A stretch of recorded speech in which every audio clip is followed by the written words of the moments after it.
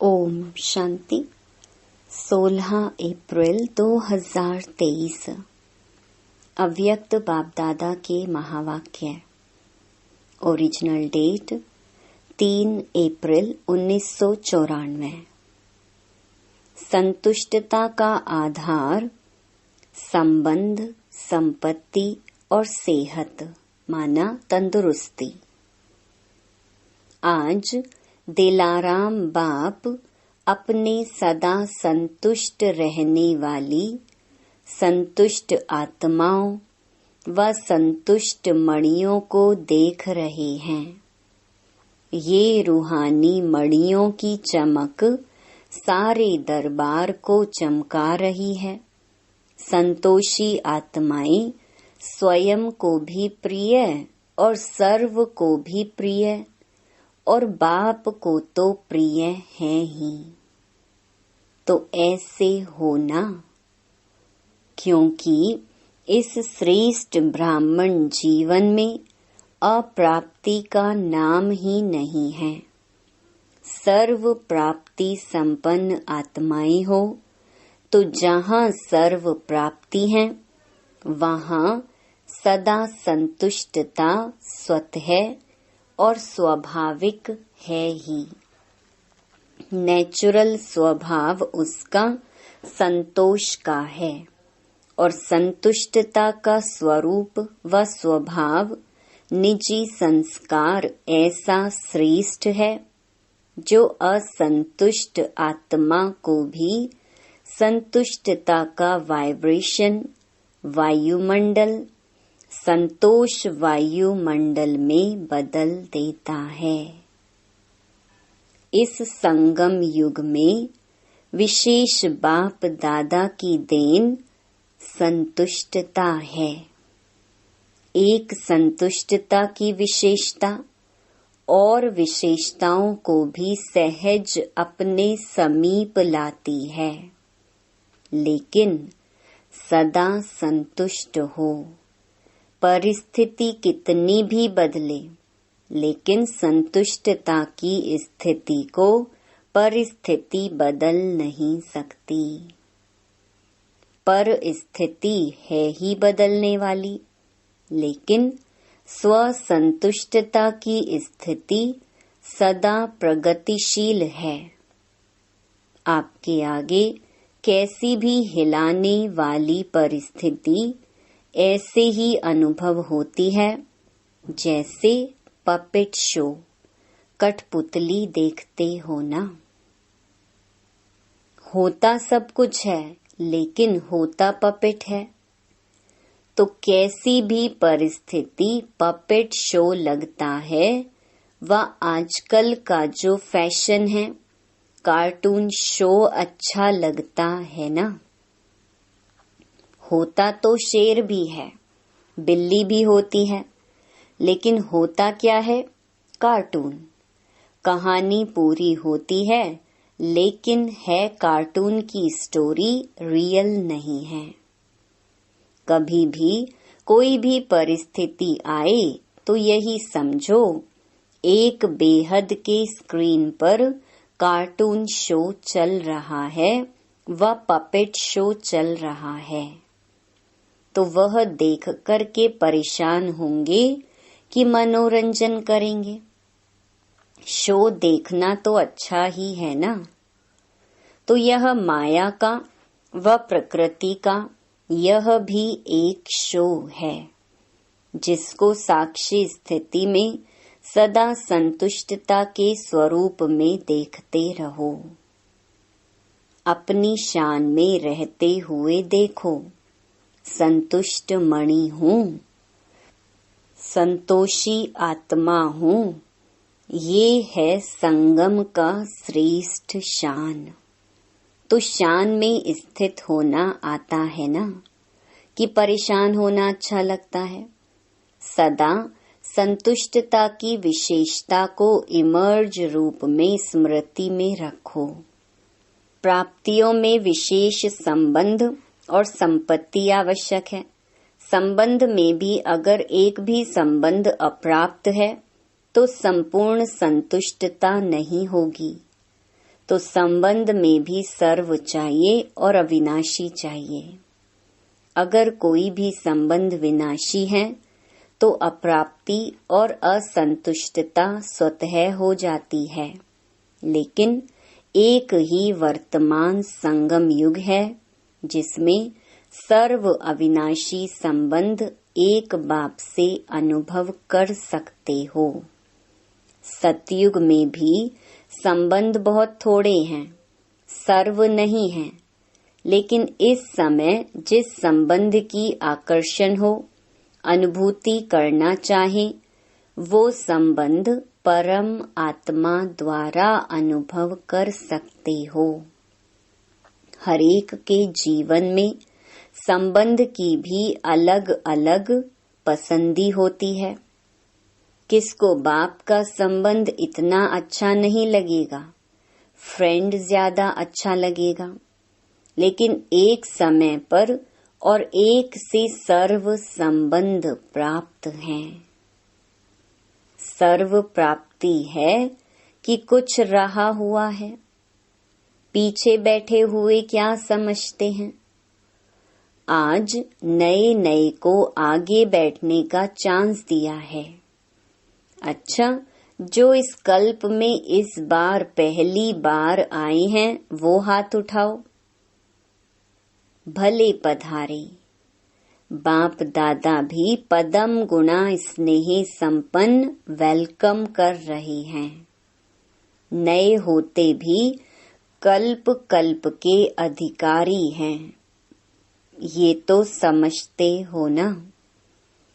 बाप दादा सदा कहते हैं बड़े तो बड़े हैं, लेकिन छोटे समान बाप हैं, इसलिए सदा अपने रूहानी बेहद के संपूर्ण अधिकार के निश्चय और नशे में रहो। बेहद का नशा है, हद का नहीं रखना। देखो कितने श्रेष्ठ अधिकारी हो जो स्वयं बाप ऑलमाइटी अथॉरिटी के ऊपर अधिकार रख दिया।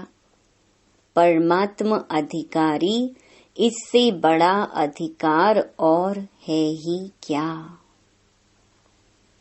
जब बीज को अपना बना लिया तो वृक्ष तो समाया हुआ है ही।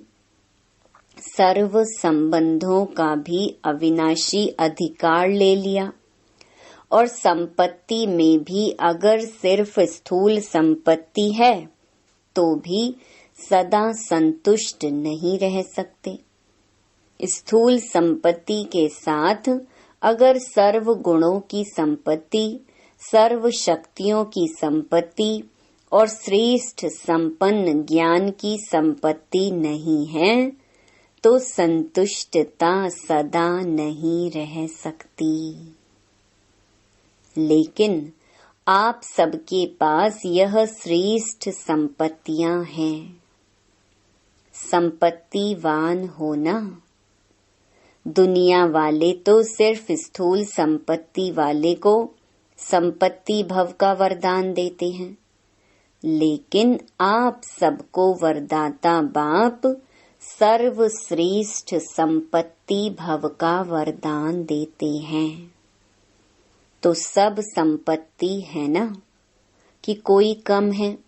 फुल है। पीछे वालों के ऊपर सबसे ज्यादा ध्यान है।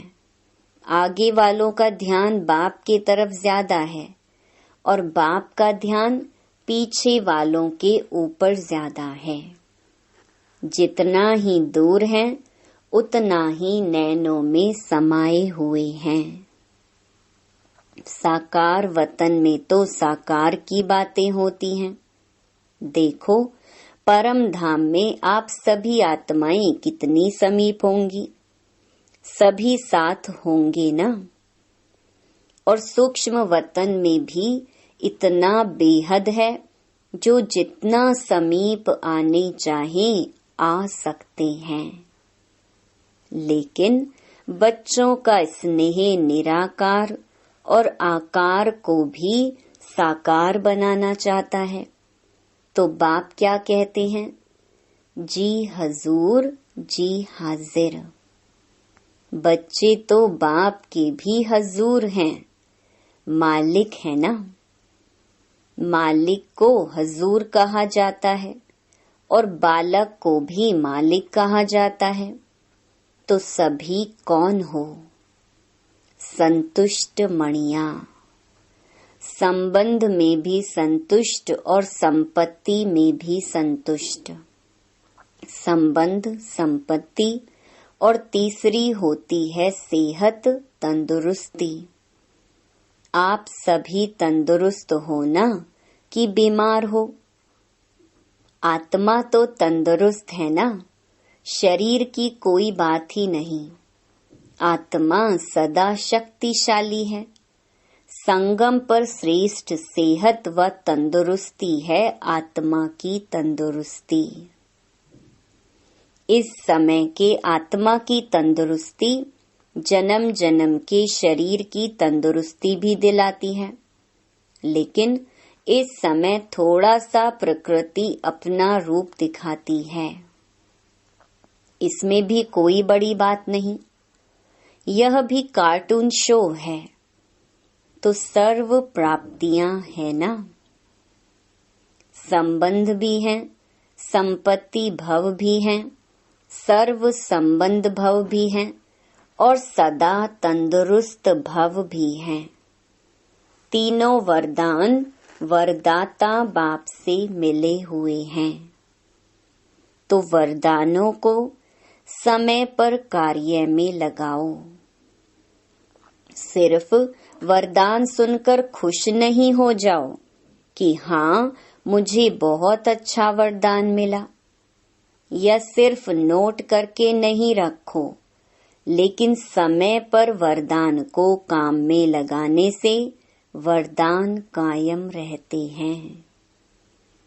अगर वरदानों को समय पर काम में नहीं लगाया तो वह वरदान फल नहीं देता।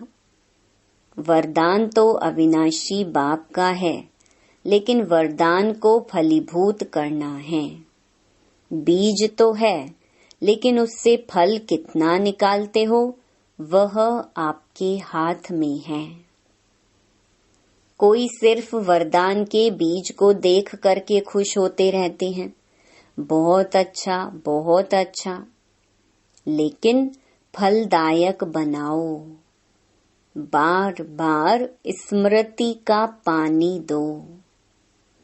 वरदान के स्वरूप में स्थित होने की धूप दो। फिर देखो वरदान सदा फलीभूत होता रहेगा और वरदानों को भी साथ में लाएगा। वरदानों के फल स्वरूप बन जाएंगे। तो आज के त्रिवरदान को फलीभूत करना और समय पर जरूर याद रखना। समय पर भूल जाते हैं, पीछे पड़ते रहते हो कि हाँ ये वरदान तो था। वरदानों को जितना समय पर कार्य में लगाएंगे उतना वरदान और श्रेष्ठ स्वरूप दिखाता रहेगा। तो सभी को वरदान मिला ना।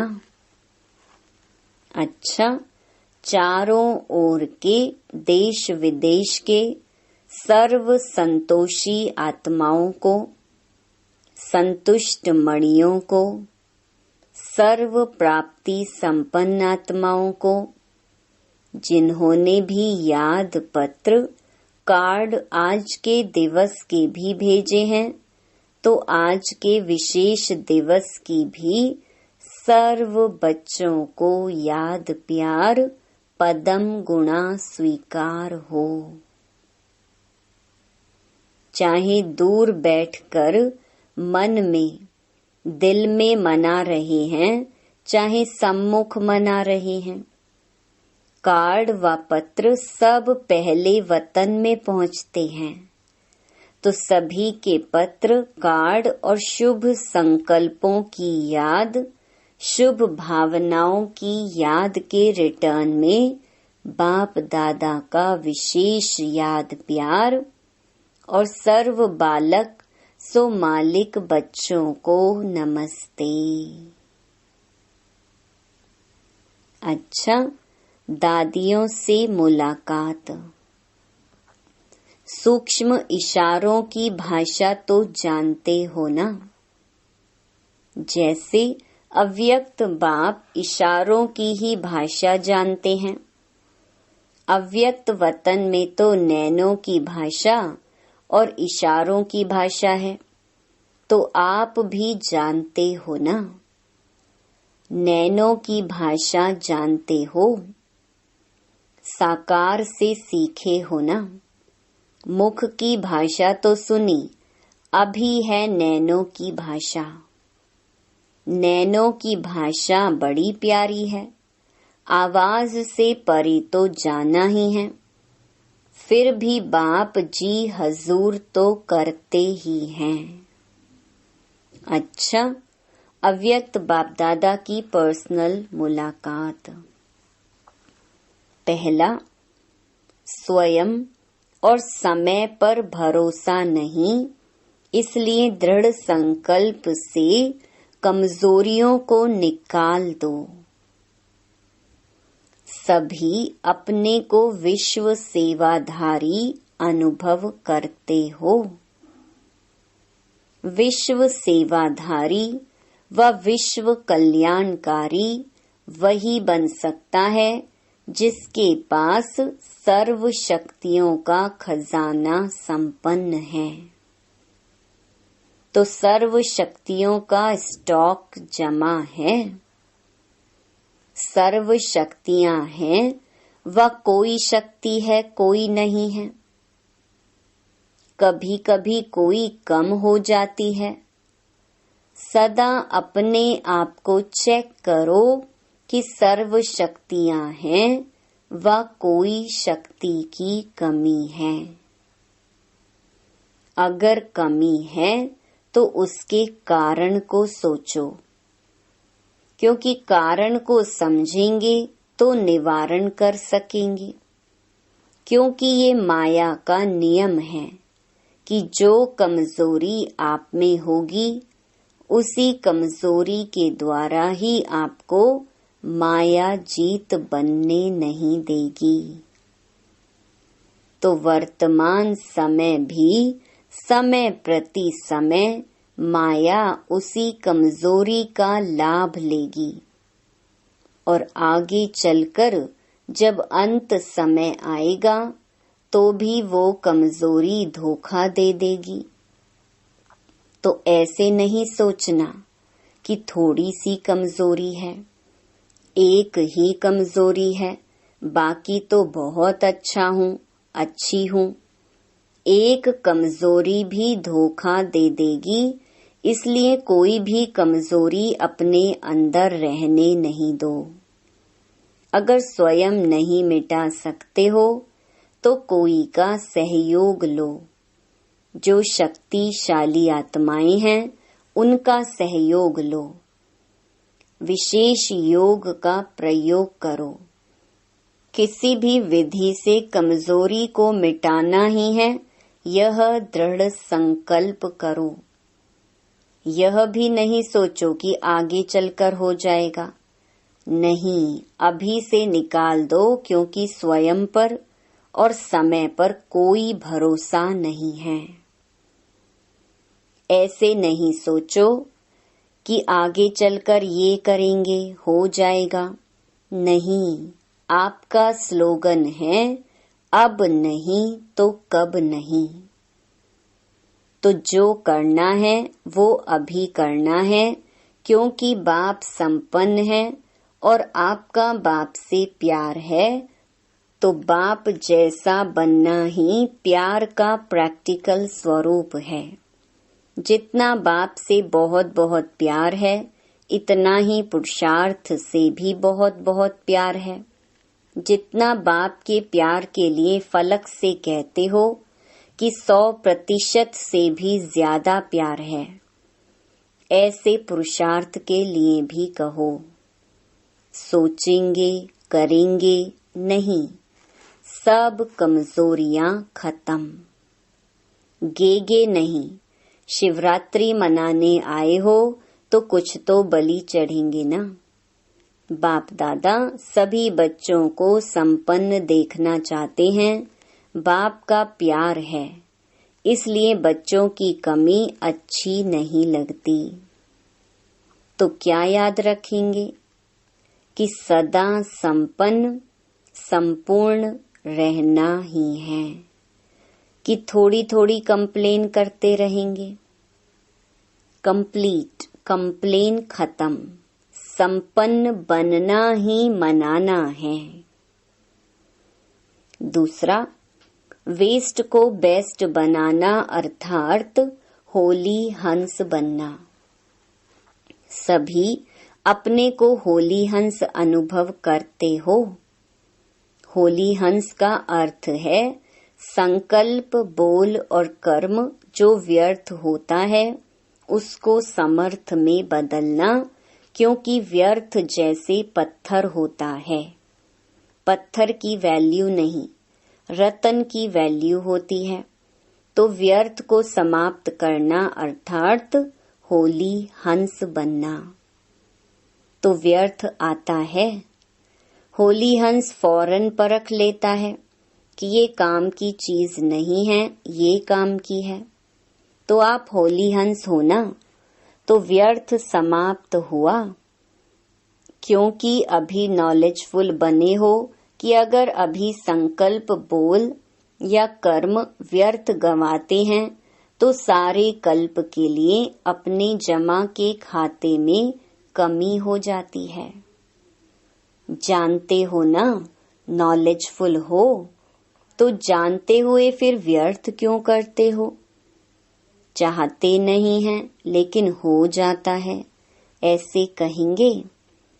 जो समझते हैं अभी भी हो सकता है वो हाथ उठाओ।